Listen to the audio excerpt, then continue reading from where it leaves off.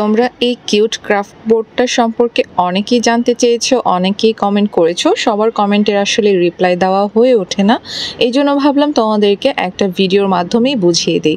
দেখো, এই ক্রাফট বোর্ডটা কিন্তু অনেক বেশি ফ্লেক্সিবল, আর এটা কিন্তু সহজেই ভেঙে যাবে না, এই যেটা তোমরা ভিডিওতে দেখতে পাচ্ছ।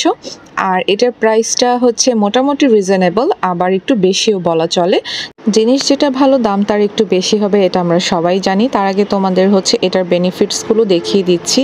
তো যারা হচ্ছে নর্মালি টেবিলের উপরে কাজ করো, বা হচ্ছে যাদের ব্যাকগ্রাউন্ডটাকে একটু ভালো দেখানোর জন্য ইউজ করতে চাও, তারা কিন্তু এই রকম ধরনের ক্রাফট বোর্ডগুলো ইউজ করতে পারো।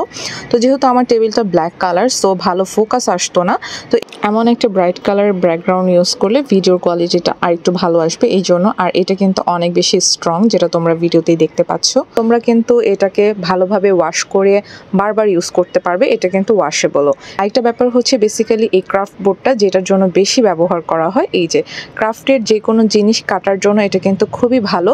এটা কোনোভাবে স্ক্র্যাচ পড়তে দেয় না আমাদের টেবিলের উপরে, আর এটা কিন্তু খুব ইজিলিভাবে হচ্ছে আমরা ক্রাফটের কাজে ইউজ করতে পারি। তো এই যে আমি আবারও কেটে দেখাচ্ছি, পেপার খুব সুন্দরভাবে কেটে যাচ্ছে, আর আমাদের টেবিলের কোনো চিন্তা করতে হচ্ছে না। আর এই ক্রাফট বোর্ডেও কিন্তু কোনো স্ক্র্যাচ পড়বে না। ঠিক আছে, আমি তোমাদেরকে এই যে দেখো জুম করে দেখাচ্ছি। তো এই যে, আর নিচে তো কোনো দাগ লাগার প্রশ্নই আসে না। এবার বলি, এটা তোমরা কোথায় পাবে? তোমাদের আশেপাশে যে কোনো ভালো কোনো স্টেশনারি শপে যে যদি ক্রাফট বোর্ড চাও, তাহলে তোমরা পেয়ে যাবে।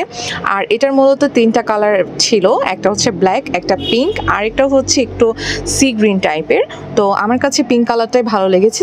আর এটার দাম পড়েছিল হচ্ছে 400 টাকা। তো জায়গা ভেদে একটু কম বেশি হতে পারে।